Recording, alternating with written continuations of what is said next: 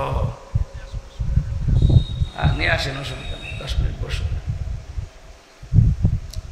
আসলে আমরাও তো এত রাত পর্যন্ত জেগে থাকার পক্ষে না। তা আপনাদের এলাকার মানুষ শুনলাম যে নাকি রাত 9টা 9:30টায় আসেন মাহফিল শুনতে। এখানে একবার আল্লামা সাইদি সাহেবকে দাওয়াত দিয়েছিলেন, উনি হয়তো সময়ের কারণে আসতে পারেন নাই।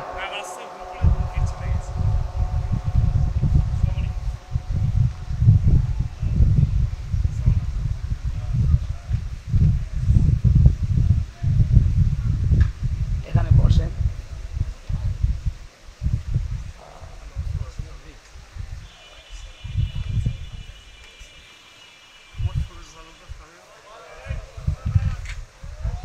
আলহামদুলিল্লাহ, এখানে আল্লামা সাইদি সাহেবের একবার আসার কথা ছিল।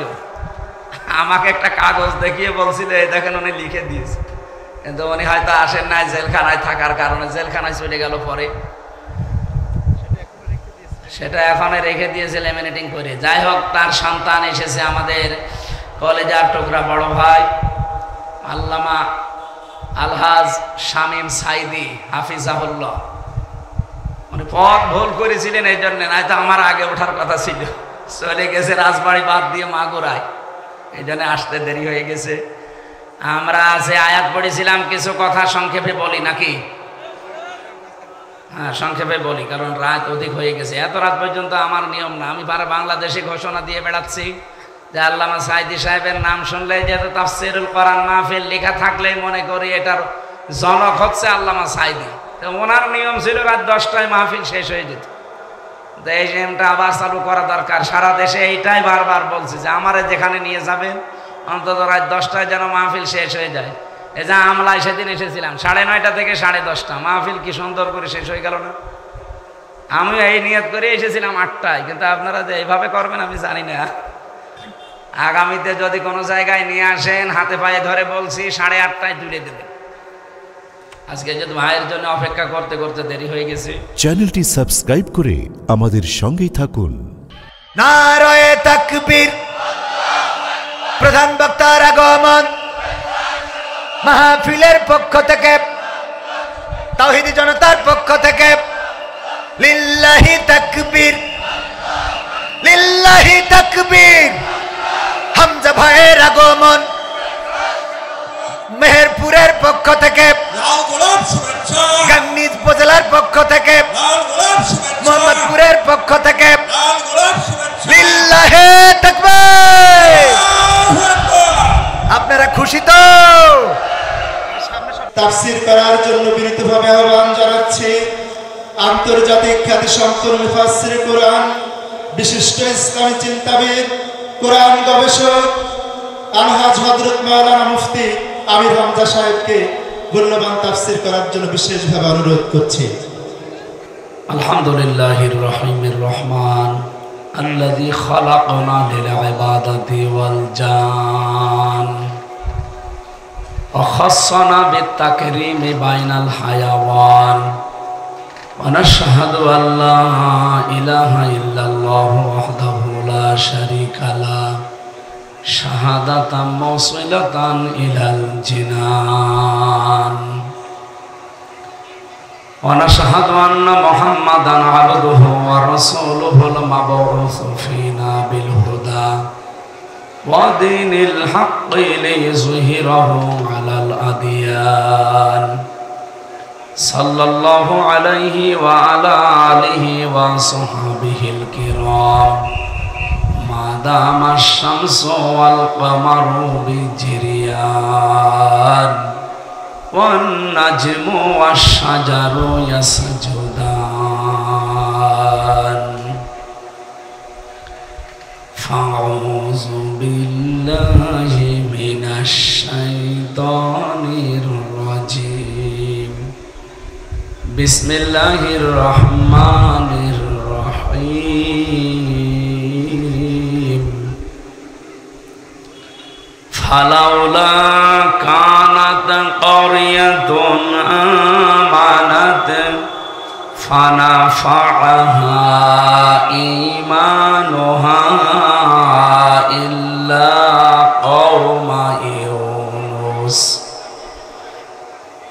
লাম্মা আমানু কাশাফনা আনহুম আযাবাল খিজি ফিল হায়াতিদ দুনিয়া আযাবাল খিজি ফিল হায়াতিদ দুনিয়া ওয়া মাত্তা'নাহুম ইলা হিন সাদাকতা ইয়া রব্বানা আল্লাহুম্মা সাল্লি আলা সাইয়্যিদিনা মাওলানা মুহাম্মদ ওয়া আলা আলি সাইয়্যিদিনা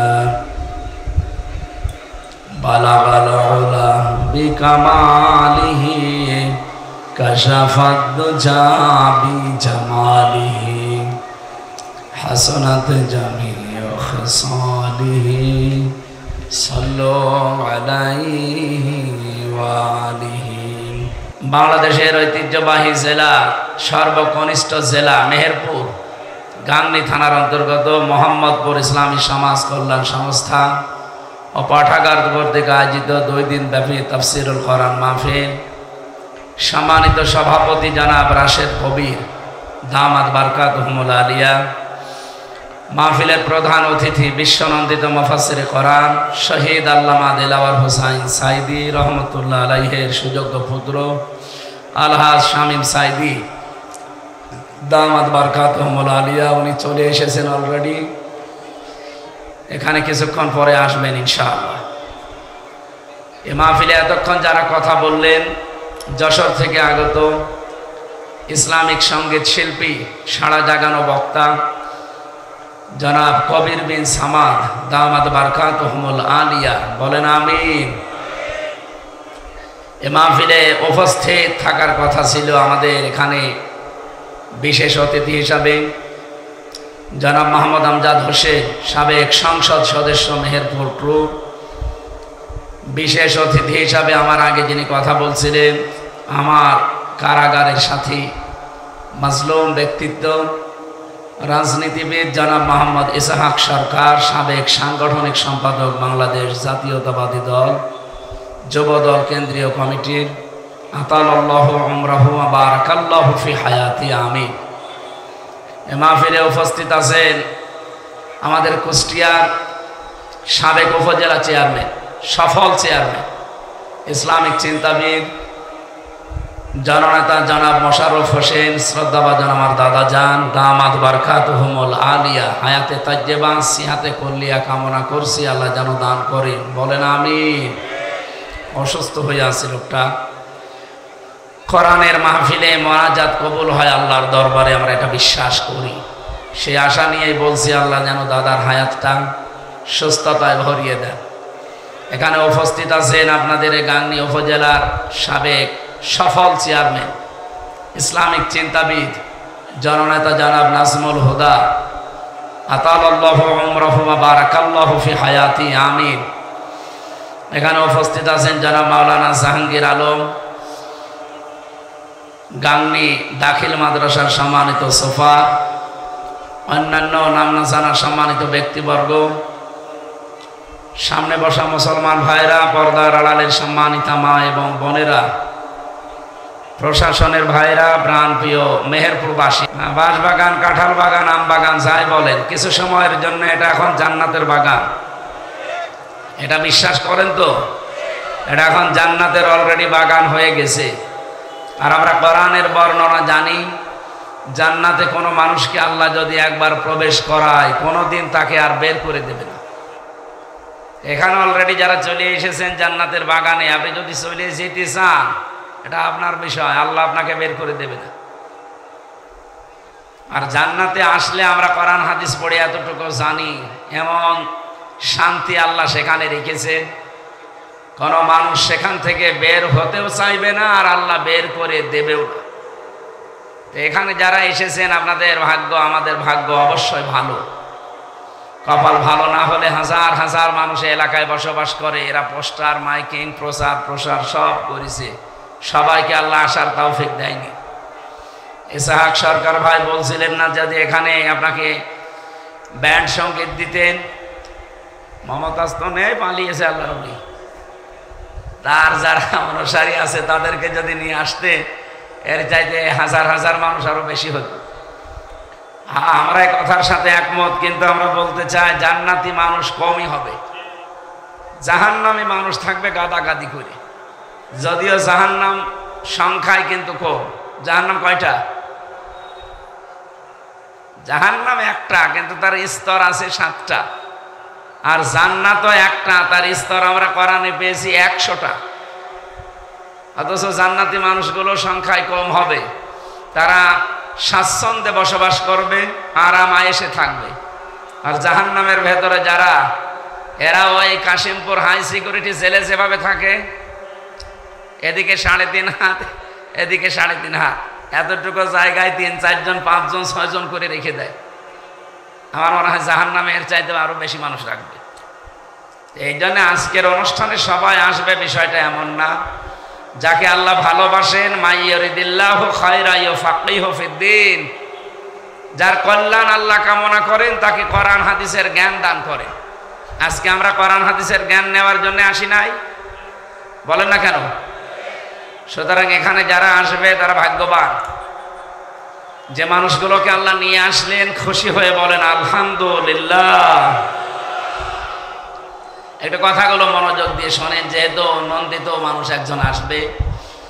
আর আমার বাড়ি তো খুব দূরে নয়, পাশে। গ্রামের বাড়ি আমার হালসা, আমি থাকি কুষ্টিয়াতে। এটা আপনারা হয়তো মনে করছিলেন দাদা বললাম, আসলে আমার দাদা এই বয়সী, দাদা মারা গেছে, ওই পর থেকেই দাদা বলে ডাকে। আর আমার দাদার চাইতেও কম না। দাদার মাধ্যমে আজকের এই অনুষ্ঠানে এসেছি। কালকে দিনের বেলায় আছে বরিশাল মেহেন্দিগঞ্জ, এই জন্য এখনই শেষ করে টান দেওয়া লাগবে। রাতে বরিশাল শহরে এত দূরে দূরে প্রোগ্রামগুলো পড়ে গেছে। আপনারা এই মাহফিল তো মনে হয় 25 তারিখে ছিল না। ওনারা কোন কায়দা কৌশলে যে তারিখটা নিয়েছেন তা আল্লাহ জানে, কষ্ট হয়ে যাচ্ছে। তারপরও নিজের এলাকা হিসাবে আমরা এই সব কিছুতে খুশি আছি, আলহামদুলিল্লাহ আলা কুল্লি হাল। নিজের এলাকা এবং আল্লাহর শুকরিয়া, দিনের জন্য স্যাক্রিফাইস করতে আমরা রাজি আছি না নেই? কষ্ট হোক, গরমে যদিও কষ্ট হচ্ছে, একটু সহ্য করেন। যে ইবাদতে কষ্ট বেশি হয়, ওই ইবাদতে সওয়াব বেশি হয়। কথা বোঝেন? এই জন্য আজকে যদি কষ্ট হয় তাহলে মনে করবেন ডবল আলোচনা শোনার সওয়াব পাচ্ছি ইনশাআল্লাহ। ইদ্রিস নবী যখন এসে আজরাইল প্রশ্ন করলেন, আমি এসেছি আপনার সাথে সম্পর্ক বানানোর জন্য, বন্ধুত্ব করব, আপনি রাজি আছে? হযরত ইদ্রিস বললেন না, আমি যার তার সাথে বন্ধুত্ব করি না, কারণ আমি জানি এই পৃথিবীতে যার সাথে বন্ধুত্ব হবে, সম্পর্ক হবে, কিয়ামতের দিন তার সাথে আল্লাহর দরবারে ওঠা লাগবে। তাদের কাছে কেউ আসলে কি চিন্তায় কথা বলতেন দেখেছেন? আর আমাদের কাছে, আমার মনে হয় আমাদের কাছে চিন্তা ভাবনা করার সময় নেই। যে আসে ও কি গাঁজা খায় না ডাইল খায়? এলাকায় হয়তো এগুলো নেই, এই জন্য টের পাচ্ছেন না। বর্ডার এলাকা হলে টের পেতে। এটা বর্ডার এলাকা না? এই হিসাব নিকাশ করে মানুষের সাথে মিশবেন, বন্ধুত্ব করা যার তার সাথে ঠিক না। কারণ পৃথিবীতে সবচাইতে প্রভাব মানুষের চরিত্রে প্রতিফলিত হয় বন্ধু। আপনি ফেরাউনের জীবনী পড়বেন, পুরাটা ও এত খারাপ ছিল না, ওকে খারাপ বানানোর পেছনে ভূমিকা পালন করেছে ওর বন্ধু হামান। আমাদের এই দেশটাও রসাতলে যাওয়ার পেছনে ভূমিকা পালন করেছে বন্ধু মোদি। এই শয়তান যদি বন্ধু না হতো আমার মনে হয় এত খারাপ হতো। বন্ধুত্ব তার সাথে না করে যদি কোনো আল্লাহওয়ালা মানুষের সাথে বন্ধুত্ব করত, অন্তত একটা জিনিস আমরা পেতাম। তো এখন যে জিনিস পেয়েছি, সারা জীবন শুনলাম নাকি যে আমাদের স্বামী স্ত্রীর সম্পর্ক, এ ছাতা দোলা ভাই হলে মাইনা যায়, তো এখনো মুসলমানই দিইনি। মুসলমানি দিয়েছে, ওরে যদি এখন মুসলমানি দিতে হয়, তা আপনি এই বুড়ো বয়সে ওই হাজাম পাবেন কোথায়? ওই বয়সে হাজাম লাগবে না? ছোট মানুষ তার কাটতে পারবে না, বুড়ো হাজাম লাগবে। আর বুড়ো হাজামের হাতে আপনি ছুরি তুলে দেন, ছাতা দেখা যাচ্ছে আগা কাটতে যে গোড়া কেটে ফেলেছে। না, আমি হাসির জন্য বলি না, এটাই বাস্তব। এতদিন যারা এই কথা বলেছেন যে আমাদের স্বামী স্ত্রীর সম্পর্কে, এটা মিথ্যা কথা। সূরা বাকারার 221 নম্বর আয়াত অনুযায়ী কোনো মুশরিকের সাথে কোনো মুমিন মুসলমান নারীর বিয়ে দেওয়া জায়েজ আছে? নেই। সুতরাং এতদিন যারা এগুলো ছড়িয়েছেন, হয় না জেনে না আবেগে, এইরকম কথা আর সামনে যেন কেউ বলবেন না। দাদার এখন যে বয়স, এ মুসলমানি দেওয়াও সম্ভব না, আর ওনার যা কাজ কারবার, ওনার দ্বারা ঈমান আনাও সম্ভব না। কারণ মানুষ যখন পাপ করতে করতে সীমা ছাড়িয়ে যায়, ইন্নামা নুমলি লাহুম লিয়াজদাদু ইসমা ওয়া লাহুম আযাবুম মুহিন, মানুষ যখন পাপের বোঝা পরিপূর্ণ করে ফেলে, এই মানুষটাকে আল্লাহ কঠিন আযাব দেবেই। কঠিন বলতে এটা অপমানজনক আযাব। সুতরাং উনি যা করেছে আল্লাহর ঘর মসজিদগুলো ভেঙ্গে ভেঙ্গে দিয়ে, এটা আমাদের যদি কিছু নাও হয়, আল্লাহর তো কিছু হয়েছে। কারণ ঘরগুলো কি আমার না আল্লাহ? বলেন। আজকে একটা মসজিদ ভেঙেছে ভারতে, আজকে সকাল 12:30টার দিকে মসজিদ ভেঙ্গে গুড়িয়ে দিচ্ছে, মিথ্যা ধোয়া তুলছে যে এখানে নাকি 500 বছর আগে মন্দির ছিল। এই পৃথিবীতে সবচাইতে বেশি মিথ্যা কথা বলে এ আমাদের প্রতিবেশী ভারত। এটা মাইক্রোসফট রিপোর্ট দিয়েছে। 257টা দেশ দেখে তারা রিপোর্ট দিয়েছে, সবচাইতে বেশি মিথ্যা কথা বলে আর মিথ্যা তথ্য ছড়িয়ে দেয় মানুষের কাছে এই ভারত। সবাই না, উগ্রপন্থী যারা হিন্দু জঙ্গি সন্ত্রাসী তারা, বিশেষ করে মোদির মুরিদ যারা। এই জন্য এমন একটা লোক, এর নাম নিলে আমার মনে হয় আমার ওযু করা লাগবে, এমন শয়তানের শয়তান। এ পৃথিবীর 6 জন মানুষের তালিকা এসেছে, আপনি ইন্টারনেট ঘাটেন, 6 জন মানুষ পৃথিবীতে সবচাইতে বড় নিকৃষ্ট। শুধু মুসলমানদের কাছে না, তামাম দুনিয়ার সব মানুষ তাদের ঘৃণা করে, হয়তো বলতে পারে না। তার 1 নম্বরে নাম এসেছে নেতানিয়াহু, 2 নম্বরে নাম এসেছে মোদির, 3 নম্বরে যেটা পালিয়েছে আমাদের ওইটা। ওটার নাম যতই সুন্দর হোক, একটা ঘৃণিত নাম। ইয়াজিদ নামটাও তো সুন্দর ছিল, কিন্তু নামটা এখন গালি হয়ে গেছে না কেন? কারণ ইয়াজিদের পুরা জীবন আমি পড়েছি, ও কিন্তু কেন্দ্রীয় মসজিদের খতিব ছিল, ওর দেশ চলতো কোরআন হাদিসের উপরে, কিন্তু একটা বিষয় ওর দেশে ছিল না, সরকারি মালের কোনো অডিট ছিল না। যার যে দায়িত্ব দিয়েছে সে লুটে ফুটে খেতেও কিছু বলতো না। এটা আমাদের 15.5 বছরে আমরা যেটা দেখলাম। আপনি দেখেন, যারে যে দায়িত্ব দিয়েছে সেখানে সে আঙ্গুল ফুলে কলা গাছ হয়ে গেছে। কয়েকদিন আগে এক জায়গায় গিয়েছিলাম, মালয়েশিয়া, সিঙ্গাপুর, থাইল্যান্ড, এই জায়গাগুলোতে ঘুরি আর সেখানেই থাকি, হোটেলে থাকি। হোটেল থেকে নিচে নেমে দেখি 2 শয়তান চা খাচ্ছে। কি গো এখানে? হুজুর আমরা আগেই পালিয়েছি। আগেই পালালেন কেন? আপনার না 620টা বাড়ি?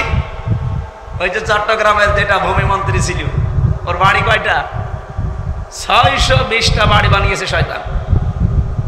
মালয়েশিয়া বাড়ি বানিয়েছে, ওখানে সাহেব পাড়া আছে, সাহেব পাড়া ওদের বানানো। সিঙ্গাপুরে সেকেন্ড হোম বানিয়েছে, থাইল্যান্ডে বাড়ি আছে, আর বাকি জায়গাগুলো তো আল্লাহ জানে আর সে জানে। আপনি বলেন, এই 9 মাস যদি তারা থাকতো, আমার মনে হয় আরো 600 বাড়ি বানাইতো। কিন্তু আল্লাহর খেলা, একটা বাড়িতেও আল্লাহ তাদেরকে থাকতে দেয়নি, এখন হোটেলে থাকে। যে কয়জনের সাথে দেখা হয়েছিল, আমার হুজুর দোয়া করি, কিসের দোয়া? তোর জন্য দোয়া আসবে? তাই আঙ্গুল ফুলে কলা গাছ হয়েছে।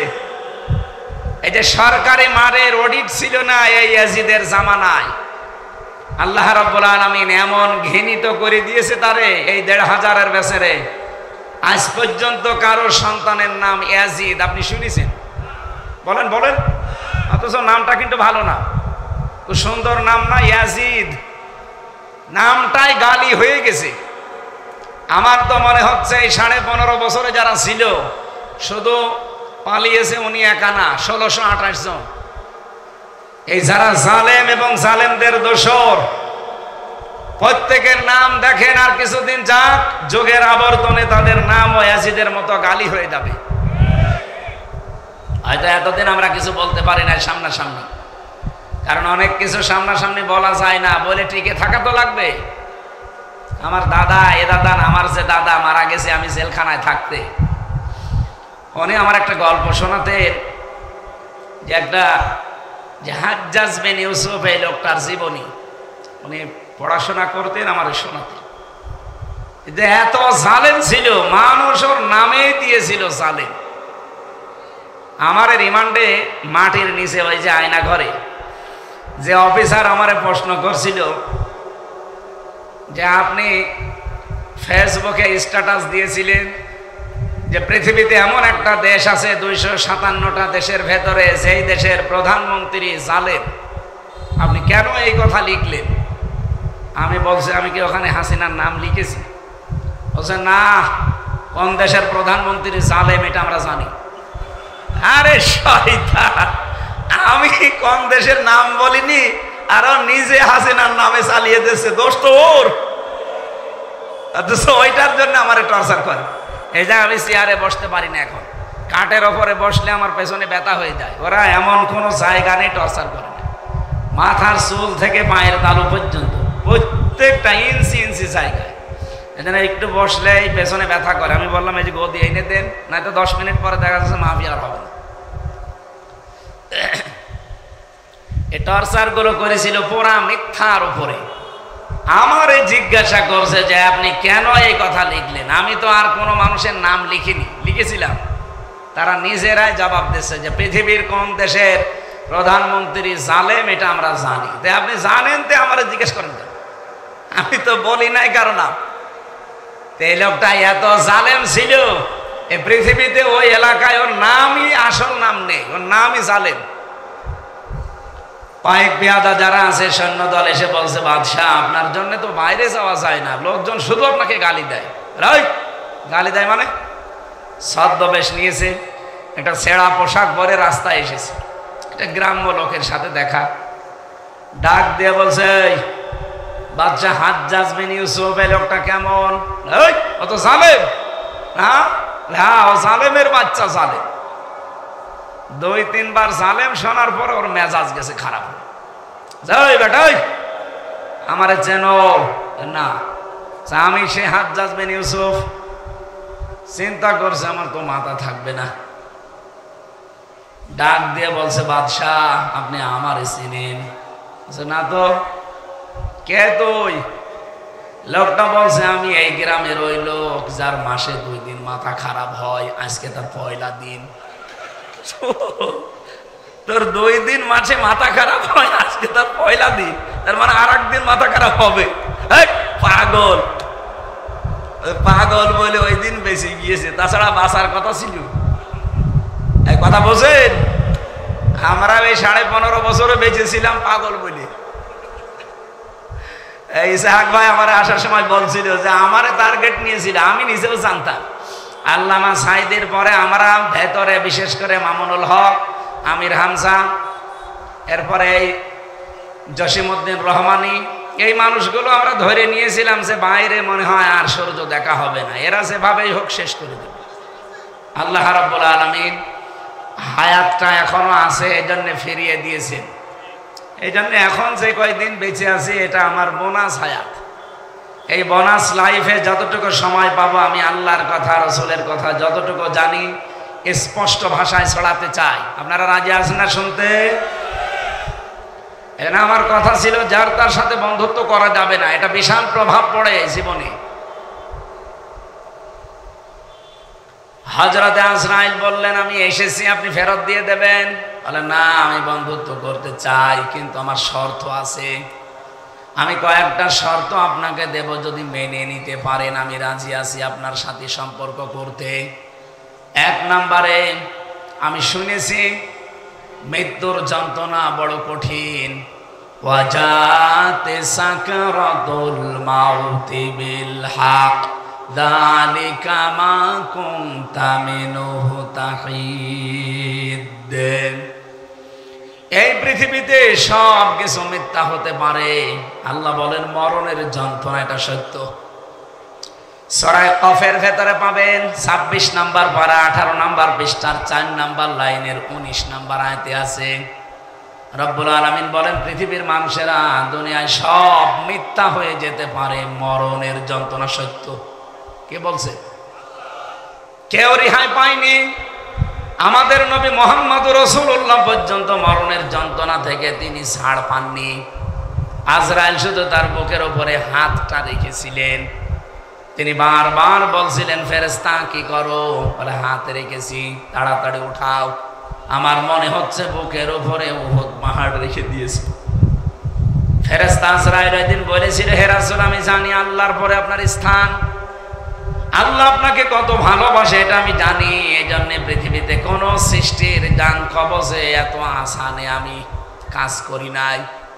আজকে শুধু হাতটা রেখেছিলাম, তাই আপনি সহ্য করতে পারেন না। অথচ আপনার শরীরে পৃথিবীর সাধারণ মানুষের তুলনায় 70 জন আমির হামজার শক্তি আছে। নবীজের শরীরের শক্তি ছিল আমার মতো হামজার 70 জনেরও বেশি। এত বড় বিশাল পাওয়ার আলা শক্তিশালী মানুষ, শুধু আজরাইল হাত রাখলে যদি উনি সহ্য করতে না পারে, আমাদের তো হাতও রাখা লাগবে না, শুধু নখ রাখলে শেষ। কি মরণের যন্ত্রণা যে সত্য এটা আমি জানি, আমি এখন দেখতে চাই কেমন লাগে মরলে। হযরতে আজরাইল বলে, রব্বুল আলামিন, নবী বলে মনে করলাম যে ভালো জায়গায় যাচ্ছে, কিন্তু এই লোক তো ভেজাল, এ মরে দেখতে চায়। আল্লাহ পাক বলেন, ঠিক আছে, আমার বান্দা যখন আকাঙ্ক্ষা করেছে, আশা করে যে মরতে চায়, জীবনটা কবজ করো, আবার এরপরে রূহ ঢুকিয়ে দাও। তিনি জান কবজ করে আবার রূহ ঢুকিয়ে দিলেন। তার জীবনী পড়তে গিয়ে তাফসিরে ফি জিলালিল কোরআনে পেয়েছি, মুফাসসির বলেন, হযরতে ইদ্রিস উনি যে শখ করে মৃত্যুবরণ করেছিলেন। পৃথিবীর মানুষেরা, তোমরা কি জানো হযরতে ইদ্রিসের এই শখের মরণে কেমন কষ্ট হয়েছিল? তিনি যে শখ করে মৃত্যুবরণ করলেন, এই শখের মৃত্যুতে কেমন কষ্ট হয়েছিল তোমরা জানো? একটা জীবিত ছাগলকে চামড়া ছিলে লবণ দিলে যেমন হয়, ওই রকম কষ্ট পেয়েছিল। আমি নিজে দেখেছিলাম রিমান্ডে। আমার আগে ছাত্র দলের এক ভাই, চট্টগ্রাম বাড়ি, আমার পাশাপাশি থাকতো। ওই আয়না ঘরে সে ডিবি অফিসের নিচতলায়, ওনারে আমার আগে নিয়ে গেল রিমান্ডে। আমার আগে নিয়েই তারে চেয়ারে বসিয়েছে। উনি আসার পরে আমারে বলছিলেন যে আমার এই করছিল। আতিকুর রহমান লোকটা এখনো মনে হয় জেল থেকে বের হয়েছে কিনা আমি জানি না, বের হয়ে গেছে। এরকম চেয়ারে বসিয়ে 2টা হাত ক্লিপ দিয়ে আটকিয়ে দেয়, পা 2টা ক্লিপ দিয়ে আটকিয়ে দেয়। এই যে মাথাটা, এর সাথে একটা রাবার আছে, এটা আটক করে দেয়। চোখ কালো কাপড় দিয়ে বেঁধে দেয়। ওদের হাতে এমন মেশিন আছে, মেশিনটা নিয়ে শুধু এই হাতের কাছে পায়ের কাছে ধরে। আমি নিজে মেশিন দেখেছিলাম, কিন্তু আমার নখ তোলেনি, একটা চাপ দিয়েছিল আমার এই যে নখে। এই যে আজ প্রায় 3.5 বছর হয়ে গেল, এখনো পর্যন্ত নখটা ভালো হয়নি। ওই যে চাপ এখনো পর্যন্ত কালো হয়ে আছে। আর ভালো হবে না, মরে গেছে তো নখটা। আমার মেশিন নিয়ে বলছে, আমরা শুধু হাতের কাছে এভাবে রাখি, একটা টিপ দেই, এক টিপে সবগুলো আঙ্গুলের নখ যা আছে, পায়ের নখ আছে, একবারে খুলে চলে আসে। ওই আতিক ভাইকে এইটাই করেছিল। ওরানে নিয়ে শুধুমাত্র এভাবে একটা টিপ দিয়েছে, নখগুলো সব একবারে খুলে চলে গেছে। নখ খুলে গেলেও তো ছেড়ে দিলে হয় না। এই যে হাত তো বাঁধা, পা বাঁধা, এর উপরে এই যে মোল্লা সল্ট আছে, মিহি লবণ, ওই পাতলা মিহি লবণ ছিটিয়ে দেয়। পরে অত্যাচার করছিল 3 তলায়, আর আমরা নিচতলা থেকে আওয়াজ পাচ্ছি মানুষের গোংরানির যে কান্নার আওয়াজ। আর আসার পরে যেভাবে চিৎকার করছিল, সুস্থ মানুষ ঠিক থাকতে পারবে না। আমি কথাটা এই জন্য বললাম, একটা মানুষের শুধু নখ তুলে নেওয়ার কারণে যে কষ্ট, তার যে কঠিন যন্ত্রণা আমি নিজে দেখেছি। অথচ মুফাসসির বললেন, একজন একটা ছাগলের চামড়া জিন্দা অবস্থায় ছিলে লবণ দিলে কেমন লাগে, হযরত ইদ্রিসের মরণে ঠিক এই রকম লেগেছিল। তাও তো তিনি শখ করে মৃত্যুবরণ করছিলেন। আর আমরা যারা মরতে চাই না, আমাদের কোনো কষ্ট হবে না। জান যখন আবার ঢুকিয়েছে, রূহ ঢোকানোর পর উনি বললেন, আমার দ্বিতীয় শর্ত, আপনি আমাকে জাহান্নাম দেখাবেন। আমি জেনেছি ইন্নাহু মাইয়াতি রাব্বাহু মুজরিমান ফাইন্না লাহু জাহান্নাম লা ইয়ামুতু ফিহা ওয়া লা ইয়াহইয়া। সূরা তাহা 16 নম্বর পারা 14 নম্বর 15 নম্বর পৃষ্ঠা 13 নম্বর লাইনে আছে। এটা 73 74 নম্বর আয়াত। রব্বুল আলামিন বলেন, কোন মানুষ যদি পাপিষ্ঠ মুজরিম গুনাহগার হয়ে আল্লাহর কাছে ধরা দেয়, আল্লাহ তাকে প্রথমেই জাহান্নামে দেবে। এই জাহান্নামে লোকটা মরবেও না, বাঁচবেও না, এর মাঝামাঝি থাকবে। আমি শুনেছি নাকি এরকম কষ্ট, আপনি আমারে নিয়ে চলেন, আমি দেখতে চাই। জাহান্নামে প্রবেশ করি আবার ঘোরাফেরা করে নিয়ে আসলেন। 3 নাম্বার শর্ত কি? জান্নাত দেখতে চাই। জান্নাতে প্রবেশ করান, এরপর আবার বের করে নিয়ে আসেন। জান্নাতে প্রবেশ করানোর পর বিভিন্ন নিয়ামত দেখছিলেন। হাদিসে কুদসি পড়েছি, আল্লাহ পাক জান্নাত এমন ভাবে বানিয়েছে, কোন চোখ আজ পর্যন্ত ওর নিদর্শন দেখে নাই, কোন কান আজ পর্যন্ত এটা শোনে নাই, কোন মানুষের হৃদয়ে এর কল্পনাও কোনোদিন আসে নাই। অগাংনিবাসী, আপনি এবার মন থেকে বলবেন এই কথাটা, মানুষের কল্পনার জগৎ, এটাকে ছোট না বড়? বলেন বলেন, কত বড় কল্পনার জগৎ হয় আপনি জানেন? কত মানুষ কল্পনা করেছিল কত কিছু, কিছুই হয়নি। অথচ কল্পনা করেছিল মাত্র 2-3 সেকেন্ডে যে আমরা 41 সাল পর্যন্ত থাকবো, টার্গেট দিয়ে দিল। এই যে কল্পনা, এই কল্পনা করতে কি 10 বছর লেগেছে? কয় মিনিট? 1-1.5 মিনিট সময় লাগে না, 1-1.5 সেকেন্ডের ভেতরে কল্পনা করে ফেলেছে যে আমরা 41 সাল টার্গেট দিয়ে দিলাম। কিন্তু কল্পনা কি বাস্তব হয়েছে? মানুষের কল্পনার সাথে অনেক বড় হয়। আমি এখানে কল্পনা করলাম যে 20 তলা বিল্ডিং এর মালিক আমি, বললেই হয়ে যাবে। 2-3 বছর সময় লাগবে 20 তলা বিল্ডিং বানাতে। কত শ্রম যাবে, কত ইট কাঠ পাথর, কত কিছু খরচ হবে, তারপরও 3 বছর পরে হবে কিনা। অথচ কল্পনা করেছিলাম মাত্র 1 সেকেন্ডে। আল্লাহ পাক বলেন, আমি এমন কল্পনার জগৎ বানিয়েছি, জান্নাতটা মানুষের কল্পনার বাইরে। এটা ইদ্রিস নবী দেখছিলেন পুরাটা। হঠাৎ আজরাইল ফেরেশতা বললেন, এবার চলেন, সময় হয়ে গেছে। হযরত ইদ্রিস নবী বললেন, না, আমি আল্লাহর ভাষা জানি। খালিদিনা ফিহা লা ইয়াবগুনা আনহা হিওয়ালা।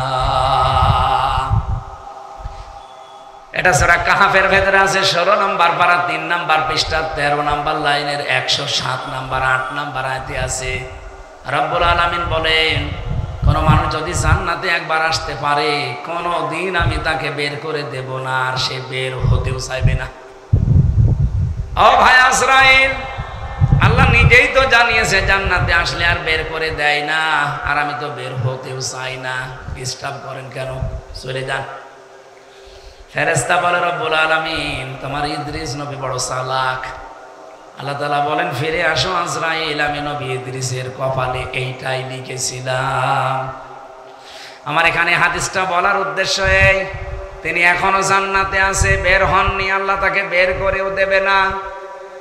এটা যদি জান্নাতের বাগান আপনি মনে করেন, কোরআনের আলোচনা যতক্ষণ চলছে, ঘন্টা খানিক সময় নিয়েছি, চলে যাবেন জান্নাত রেখে। কারা কারা চলে যাবেন হাত তোলেন তো। আলহামদুলিল্লাহ। এর ভেতরে যদি এবার নড়াচড়া করেন, আপনার খবর আছে।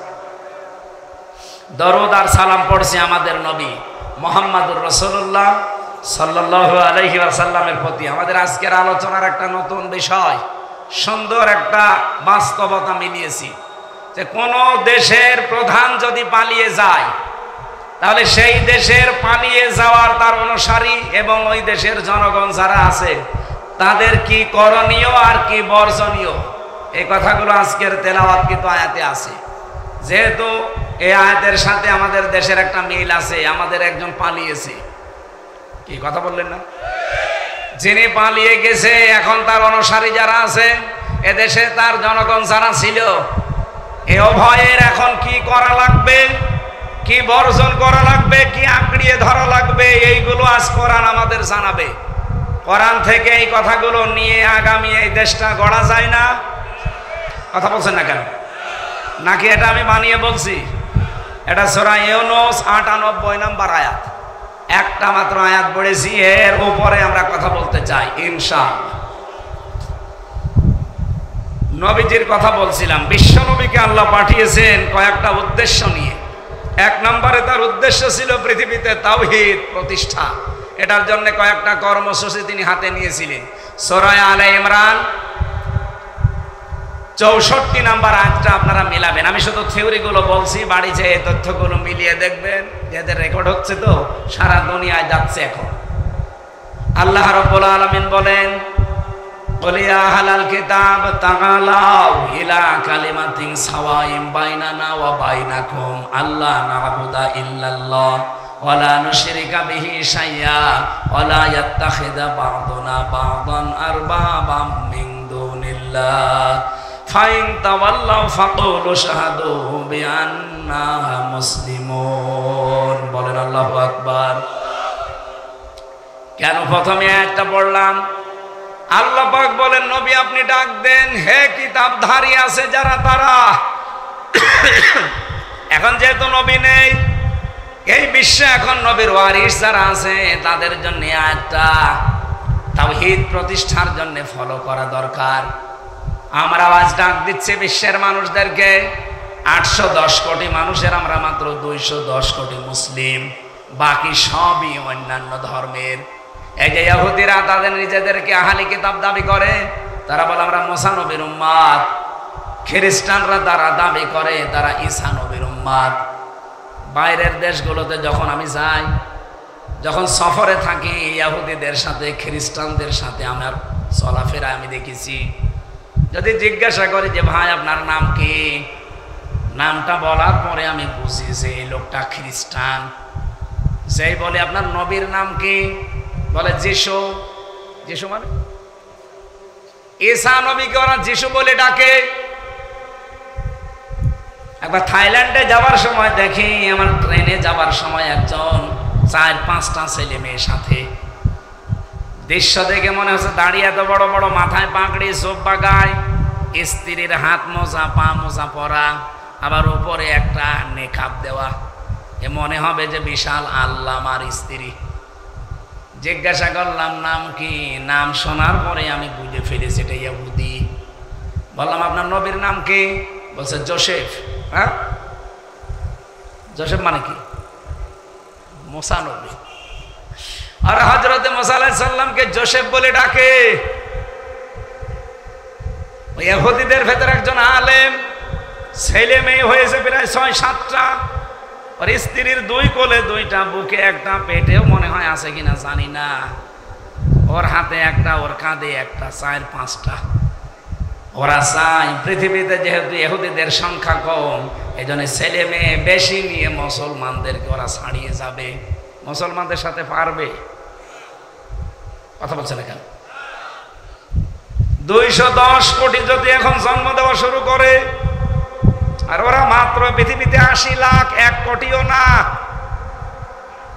এ পৃথিবীর নিকৃষ্ট জাতি এখন 2টা, একটা ইহুদি আর একটাই মুশরিক। কোরআনে কারিমে আল্লাহ 2টা জাতির নাম ধরে আমাদেরকে সতর্ক করেছেন, লা তাজিদান্না শাদ্দান নাসি আদাওয়াতাল লিল্লাযিনা আমানুল ইয়াহুদা ওয়াল্লাযিনা আশরাকু। অবশ্যই হে নবী আপনি মুসলমানদের জন্য 2টা জাতিকে জঘন্যতম শত্রু হিসাবে দেখতে পাবেন, একটা ইহুদি আর একটা মুশরিক। এখন কিন্তু প্রমাণিত তাম দুনিয়ায় মুসলমানদের প্রকাশ্য শত্রু, জঘন্যতম শত্রু ইহুদিরা আর মুশরিকরা। এক কথা বলে না কেন? আমার মনে হয় বাংলাদেশ সহ বিশ্বের 57টা দেশ আছে মুসলমান, সবার এখনই এই মুহূর্তে উচিত পৃথিবীর মানচিত্র থেকে এই দুইটা জাতিকে মাইনাস করার চিন্তা করা। শুধু মুসলমানদের জন্যই না, অন্যান্য জাতি যারা আছে সবার জন্য উচিত, বিশেষ করে খ্রিস্টানদের। খ্রিস্টান আপনারা আহলে কিতাব দাবি করেন, আপনাদের যুবতী মেয়েকে, আপনাদের মাকে এই ভারতের বুকে উগ্রপন্থী হিন্দুরা উলঙ্গ করে রাস্তায় হাঁটিয়েছে এই 19 সালে। এই কথা বলছেন কেন? যারা আপনার মাকে মেয়েকে রাজপথে উলঙ্গ করে হাঁটাতে পারে তাদেরকে আজ আপনি মুসলমান টাইট করার জন্য সাহায্য করছেন। এই যে ট্রাম্প, এটা খ্রিস্টান, সাহায্য করছে নেতানিয়াহু, এটা ইহুদি। মুসলমান ধ্বংস করার জন্য আজ সাহায্য করছে। অপেক্ষা করেন, কয়দিন পরে দেখবেন আপনার উপরে উলট করে প্রতিশোধ নেবে। কারণ এর আগে আপনার নবী মুসাকে ওরা ছাড়ে নাই, আপনার নবী ঈসার মাকে পর্যন্ত ওরা উলট পালট কথা বলেছিল তার চরিত্র নিয়ে। এই পৃথিবীতে ঈসা নবীর মা মরিয়মের চরিত্রে কলঙ্ক দিয়েছিল ইহুদিরা। রেকর্ড হচ্ছে কারণে বলছি, ইহুদিরা পৃথিবীর মানব জাতির জন্য শত্রু, শুধু না মুসলমানদের তো শত্রু আছে, পৃথিবীর মানুষের জন্য তারা শত্রু। এই জন্য আমার মনে হয় খ্রিস্টানদেরও সতর্ক হওয়া দরকার। কয়দিন পরে যখন আপনাদের ধরবে তখন টের পাবে। যদিও আজকে 12:30টার পর থেকে একটা দৃশ্য আল্লাহ অলরেডি দেখিয়েছে পৃথিবীর মুসলমানদের সুখের আশা দেওয়ার জন্য। ইসরায়েলে যেভাবে দাবানল জ্বলছে, 24 ঘন্টা হয়ে গেছে, এখনো পর্যন্ত ওরা কন্ট্রোলে আনতে পারে না। 112টা অগ্নি নির্বাপক মেশিন কাজ করছে, কোনো কিছুই হচ্ছে না। জেরুজালেমে যাওয়ার রাস্তা পর্যন্ত বন্ধ হয়ে গেছে। ওরা যা আরম্ভ করেছে, আল্লাহ রাব্বুল আলামিন মনে হয় প্রকৃতিকে বলেছে যে প্রতিশোধ না নিয়ে নি। এই জন্য আমরা আহ্বান জানাচ্ছি পৃথিবীর অন্যান্য জাতি যারা আছে, এই দুইটা জাতি দুইটা এখন মাতাল হয়ে গেছে। এক নম্বর ইহুদি আর একটা মুশরিক। এদের মানব জাতির রক্ষা করার জন্য এদের থামানো দরকার। নবীজির প্রথম উদ্দেশ্য কি ছিল? তাওহীদের প্রতিষ্ঠা। সবাই আমরা তাওহীদেই বিশ্বাস করি, হয়তো বিভিন্ন নামে আমরা ডাকি। আমরা যাকে আল্লাহ বলে, খ্রিস্টানরা ঈশ্বর বলে। এই কথা বলছেন কেন? অন্যান্য যত জাতি, প্রায় 4500 ধর্মের লোক দুনিয়ায় বাস করে। প্রতিটি ধর্মের লোক তার নিজেদের, যাকে তারা ডাক দিক না কেন, ঘুরে ফিরে কে, আরো জোরে বলেন, ঘুরে ফিরে উনি। এমনকি হিন্দুদের ভেতরে সাধারণ যারা, ওরা ওই শিক্ষিত যাদের বিবেক কাজ করে, তারা পর্যন্ত ওই দুর্গা পূজা মানে না। সেদিন যশোরে মনে হয় সম্ভবত এক কলেজের অধ্যাপক, বিসিএস ক্যাডার, ওনারে বলেছিলাম যে স্যার আপনার মুসলমান হওয়া লাগবে না, কিন্তু আপনি আমাদের ধর্মীয় গ্রন্থ ইংরেজিতে আর বাংলায় ভালো করে বুঝে পড়বেন। আমাদের ধর্মে যেহেতু জোর জবরদস্তি নেই, বাড়াবাড়ি নেই, আমাদের ধর্মে যদি জবরদস্তি থাকতো আপনাকে আমরা পিটিয়ে মুসলমান বানিয়ে ফেলতাম। এই কথা বলছে না কেন? আজ যেমন ভারতে ওরা অত্যাচার চালাচ্ছে, আমরা চালাতে পারতাম না? ওখানে 30 কোটি মুসলমান, 100 কোটি হিন্দু। আমাদের এই দেশে আমরা 92% মুসলমান, বাকি 8% আছে অন্য জাতি, তাও হিন্দু খুব বেশি হলো 4% হবে।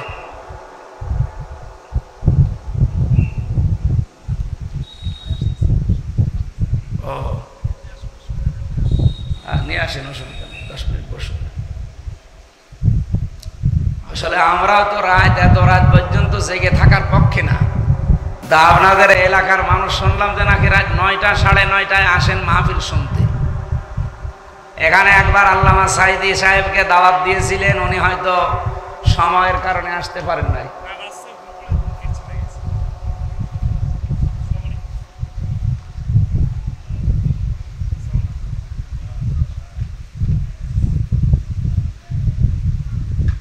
এখানে বসেন।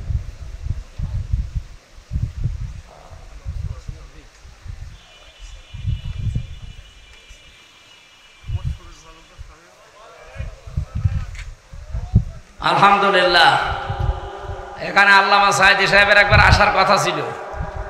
আমাকে একটা কাগজ দেখিয়ে বলছিল, এই দেখেন উনি লিখে দিয়েছে, কিন্তু উনি হয়তো আসেন নাই, জেলখানায় থাকার কারণে জেলখানায় চলে গেল। পরে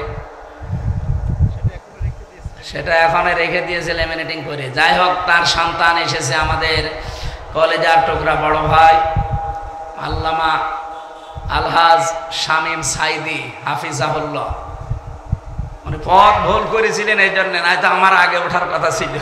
চলে গেছে রাজবাড়ি বাদ দিয়ে মাগুরায়, এই জন্য আসতে দেরি হয়ে গেছে। আমরা যে আয়াত পড়েছিলাম, কিছু কথা সংক্ষেপে বলি নাকি? হ্যাঁ, সংক্ষেপে বলি, কারণ রাত অধিক হয়ে গেছে। এত রাত পর্যন্ত আমার নিয়ম না। আমি বাংলাদেশে ঘোষণা দিয়ে বেড়াচ্ছি যে আল্লামা সাঈদী সাহেবের নাম শুনলে, যেহেতু তাফসীরুল কোরআন মাহফিল লেখা থাকলেই মনে করি এটার জনক হচ্ছে আল্লামা সাঈদী। তো ওনার নিয়ম ছিল রাত 10টায় মাহফিল শেষ হয়ে যেত। তো এই নিয়মটা আবার চালু করা দরকার। সারা দেশে এইটাই বারবার বলছি যে আমারে যেখানে নিয়ে যাবেন অন্তত রাত 10টায় যেন মাহফিল শেষ হয়ে যায়। এই যে আমলায় সেদিন এসেছিলাম 9:30 থেকে 10:30, মাহফিল কি সুন্দর করে শেষ হয়ে গেল না? আমি এই নিয়ত করে এসেছিলাম 8টায়, কিন্তু আপনারা যে এইভাবে করবেন আমি জানি না। আগামীতে যদি কোনো জায়গায় নিয়ে আসেন, হাতে পায়ে ধরে বলছি 8:30টায় তুলে দেবেন। আজকে যদি ভাইয়ের জন্য অপেক্ষা করতে করতে দেরি হয়ে গেছে। আমরা 3টা কথা বলছিলাম না, বিশ্বনবীকে আল্লাহ যে নিয়ম দিয়েছিলেন যে তাওহীদ প্রতিষ্ঠা করা লাগবে আপনার, 2 নম্বরে মানবাধিকার প্রতিষ্ঠা করা লাগবে। সূরা নেসার 58 নম্বর আয়াতের দলিলগুলো আছে। মানবাধিকার প্রতিষ্ঠা করতে হলে কে কে কর্মসূচি হাতে নেওয়া লাগে? এই দেশে 73টার উপরে দল এখন কাজ করছে। যেই দল এই কর্মসূচি হাতে নেবে, যেহেতু নবীর ধারা এইভাবে ছিল, আমরা সেই দলের পক্ষে থাকা লাগবে। 3 নম্বরে তিনি এসেছিলেন দিন বিজয়ী করার জন্য। মান করাল কোরআনা ফাস্তাজাহারাহু, যে ব্যক্তি কোরআন পড়ে আর কোরআনকে এজহার করার চেষ্টা করে। এজহার মানে, আমরা অনেকে এজহার মানে মনে করি এজহার মানে স্পষ্ট করা। এজহার মানে মানুষের কাছে দাঁড় করানো অথবা এরকম কোনো অর্থ আমরা বুঝি। এজহারের বাংলা অর্থ স্পষ্ট, কিন্তু বাস্তবে আধুনিক ব্যাখ্যাগুলো দেখেন, এজহার মানে প্রতিষ্ঠা করা, কায়েম করা, বিজয়ী করা। দিন কি বাংলাদেশে বিজয়ী আছে? রাসূলের যে পদ্ধতি ছিলেন, আমরা তো দিন বিজয়ী হিসাবে দেখতে চাই। এই জন্য দিন বিজয়ের কথা যখনই বলা হয়, কিছু মানুষ উল্টাপাল্টা ধারণা করে। আমার দুঃখ লাগে, চাঁপাইনবাবগঞ্জের এই হারুন ভাই আর হারুন ভাইয়ের স্ত্রী, এই 2 জন মনে হয় পাগল হয়ে গেছে। আমরা আলেমরা কথা বলি তো কোরআন দিয়ে, দিন বিজয়ের কথা নবীজি বলতেন, সেটা আমরা শুধু অ্যাডভার্টাইজ করি। তা আপনি আমার শত্রু বানাবেন কোন কারণে? আমার মনে হয় নবী যদি বেঁচে থাকতেন, এ মানুষগুলো নবীকে উল্টাপাল্টা বলত। এই জন্য আমার মনে হয় যে মানুষগুলো এখন এরকম কথা বলেন, তাদেরকে সংযত হওয়া দরকার। এ বাংলাদেশে ওই 14 দল বাদ দিয়ে আমরা যারাই আছি, আমরা সবাই মাসলুম। দেখলেন না 360টার উপরে মামলা তার। আমারে বলেছিল যে এই মিথ্যা তথ্যটা বলা লাগবে, যদি না বলেন 50টা মামলা দেব। আমি অফিসাররে বললাম, আপনি কি মামলা কি তৈরি করা আছে না বানাবেন? ওসব সব বানানো আছে, শুধু নাম ঢুকিয়ে দেব। এই চলছিল দেশে। আমরা দিন বিজয় না করতে পারলে এরকম সামনে মামলা 365 না, 965টা শুরু হবে আবার। এই জন্য নবীজির এই কর্মপদ্ধতি, 1 নম্বরে তিনি এসেছিলেন এই পৃথিবীতে তাওহীদ প্রতিষ্ঠার জন্য। 2 নম্বরে তিনি এসেছিলেন, তার কর্মসূচি ছিল মানবাধিকার প্রতিষ্ঠা করা। 3 নম্বরে তার জীবনের সর্বোচ্চ কাজ ছিল, আমি যেটা খুতবায় বলেছিলাম না, ওয়ানাশহাদু আন্না মুহাম্মাদান আবদুহু ওয়া রাসূলুহুল মাবউসু ফিনা বিল হুদা ওয়া দীনিল হাক্কি লিইয়ুযহিরাহু আলাল আদিয়ান। হে নবী, আপনাকে আমি পাঠালাম, আপনার সাক্ষী যারা দেয় যে মুহাম্মদ আল্লাহর রাসূল, তারা যেন এই কথা বিশ্বাস করে পৃথিবীতে আপনাকে আমি পাঠিয়েছি সব দিনের ওপরে আমার এই দিনকে বিজয় করার জন্য। এই জন্য এজাহার মানে শুধু স্পষ্ট করা না, এজাহার মানে বিজয় করা। এটার তথ্য আছে 3 জায়গায়। সূরা সফের ভেতরে আছে 9 নম্বর আয়াতে, সূরা তাওবার ভেতরে আছে 33 নম্বর আয়াতে, এরপরে সূরা ফাতিহের ভেতরে আছে 29 নম্বর 28 নম্বর আয়াতে। একই কথা আল্লাহ 3 বার দিয়ে নবীকে প্রেরণের উদ্দেশ্য জানিয়েছেন। আমাদের জীবনেও যেন এই উদ্দেশ্য সামনে বাস্তবায়ন হয়, বলেন আমিন।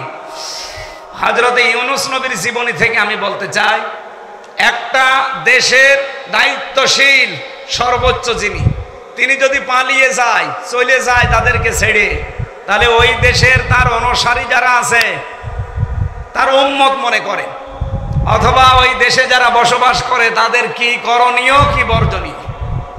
আল্লাহ এই কথাটা সূরা ইউনূসের ৯৮ নম্বর আয়াতে আমাদেরকে শোনাচ্ছেন, কারণ এখন আমাদের ওই পরিস্থিতি। আমাদের সর্বোচ্চ যিনি, তিনি কি হয়েছে? পালিয়ে গেছে। বলেন বলেন, আরো জোরে বলেন। ইউনূস নবীও পালিয়েছিলেন, আল্লাহর কথা না শুনে, জনগণের কাছে অনুমতি না নিয়ে, কাউকে কিছু না বলে তিনি চলে গিয়েছিলেন।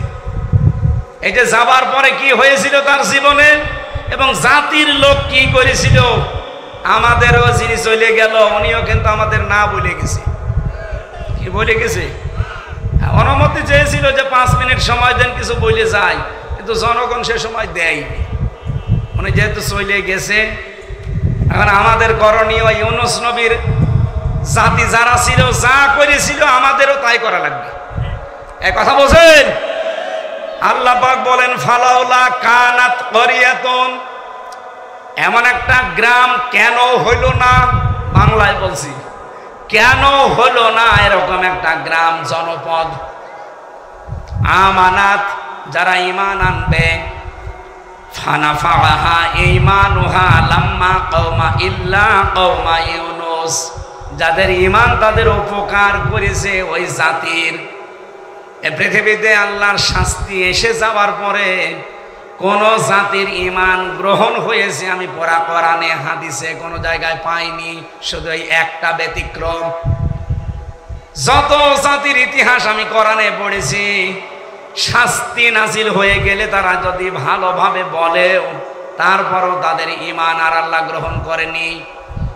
আপনি ফেরাউনের জীবনে দেখবেন, ও কিন্তু শেষ কথা এটা বলেছিল, আমানতু আন্নাহু লা ইলাহা ইল্লাল্লাযী আমানাত বিহি বানু ইসরাঈল ওয়া আনা মিনাল মুসলিমিন, আমি ঈমান আনলাম ওই আল্লাহর উপরে যার উপরে ঈমান এনেছে বনি ইসরাইলরা, আর আমি তো মুসলমান।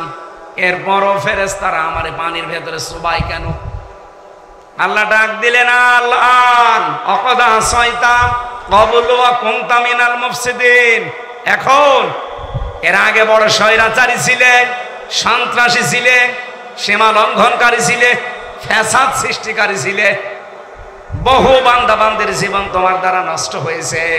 সুতরাং আজকের এই দিনে আর কোনো ফিরে আসার সুযোগ নেই। এরকম 27টা নবীর জীবনী, 25টা নবীর জীবনী, আর 2 জন নবীর উজ্জ্বল, এরকম 27টা বিষয় পুরা কোরআনে আমি পড়ে দেখেছি। শাস্তি এসে যাওয়ার পরে কোন জাতিকে আল্লাহ আর ছাড় দেয়নি, কিন্তু এই জাতিকে আল্লাহ ছাড় দিয়েছিলেন। হযরতে ইউনূস নবী বললেন, তোমাদের উপরে শাস্তি আসবে, তোমরা সতর্ক হও। ওরা সতর্ক প্রথমে হয়নি, নবীর এই কথায় কান দেয়নি। শেষ পর্যন্ত ইউনূস নবী তাদেরকে না জানিয়ে চলে গেলেন, এমনকি আল্লাহর কাছে অনুমতিও তিনি নিলেন না। 3 দিন তিনি চলে গেছেন, নিজের এলাকা থেকে বহু দূরে দাজলা নদী পার হয়ে চলে যাবেন। হযরত ইউনূস নবী 3 দিন এরা খোঁজ খবর নিয়ে দেখে আমাদের সেই পয়গম্বর কই, দেখেন নেই। তাদের বিশ্বাস হয়ে গেল যে না, নবী যখন নেই তখন উনি যে শাস্তির কথা বলেছিলেন মাস্ট বি, এটা আসবে। তখন তারা নিজেদেরকে এমন ভাবে মালামত করেছে, এমন ভাবে আল্লাহর কাছে পেশ করেছে, জাতির যারা লিডার ছিল তাদের সব বলেছে, সবাই বের হয়ে আসো ময়দানে, আজকে আমরা আল্লাহর কাছে এমন ভাবে তাওবা করব, রোনাজারি করব, কান্নাকাটি করব, আহাজারি করব, আল্লাহ পাক যেন আমাদেরকে মাফ করে দেন। আর যে শাস্তি আসার কথা বলেছিল ইউনূসের শাস্তি যেন না আসে। নবীজি বলেন, কোন কোরআনে কারিমের এটা সূরা আনফালের ভেতরে আছে, বান্দা যতক্ষণ পর্যন্ত পৃথিবীতে ক্ষমা চাইতে থাকে